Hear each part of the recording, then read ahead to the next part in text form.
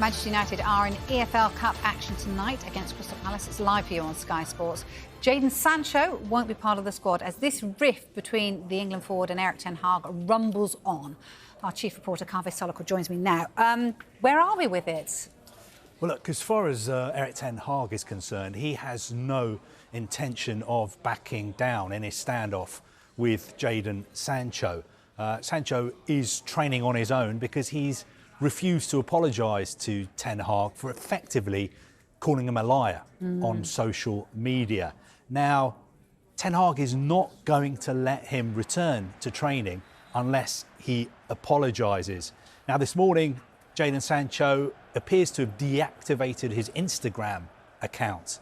That is no longer available, but his Twitter account is still available, and that's where he posted the message that got him into all this trouble. But as far as Erik ten Hag is concerned, all Sancho needs to do is apologise.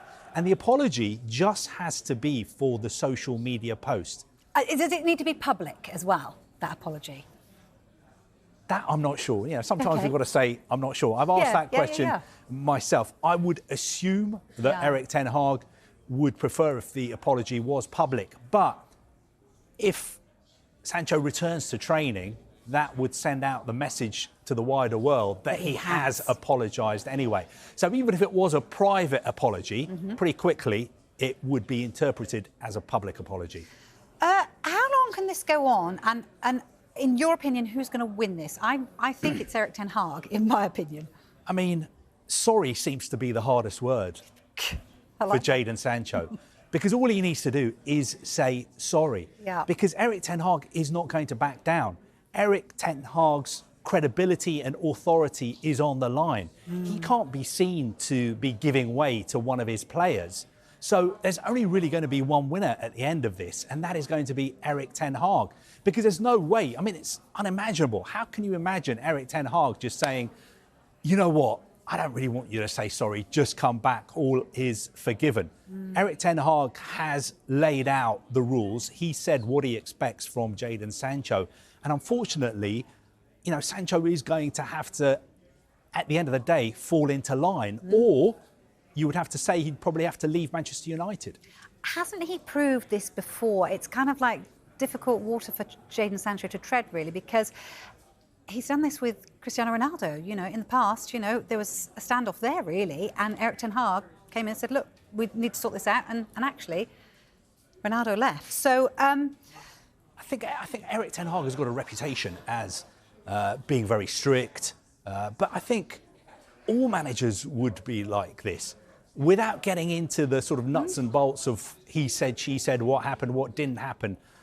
If you're a manager, you can't have a situation where one of your players is criticising you on social media minutes after you've said something in an interview. I think as far as Erik ten Hag is concerned, if you want to speak to me, if you've got an issue with my decisions or what I've said, come and do that in private. Come into my office, do that at the training ground. You can't conduct Manchester United's business on Instagram or on Twitter. And at the end of the day, there's a human being at the centre of this story as well. It can't be a nice position for Jadon Sancho to be in. It must be very difficult for him to be training on his own. There was some excellent reporting in the papers this morning, I think in the Mirror, saying that he's not even allowed to eat with his teammates.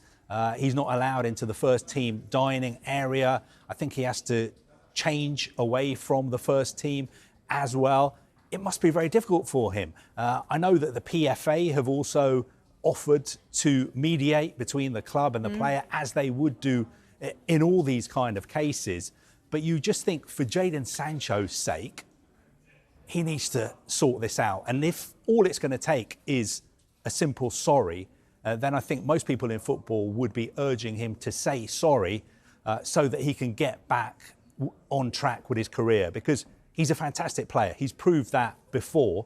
He just needs to get this over and done with as quickly as possible and get back to doing what he does best, which is playing football. And just very, very briefly, in his defence, you know, Erik ten Hag brought it into the public domain in the first instance, so it's kind of a difficult one for him too, isn't it? Yeah, I mean, of course, I'm sure if you sat down with him and spoke to him, you would have sympathy for him and his predicament, in the sense that he felt like he was being made a scapegoat. He felt like he was training well, and his manager said that he wasn't. But again, that is a conversation you have in private with your manager, not something you do on social media. All right, thank you for now, Kaveh.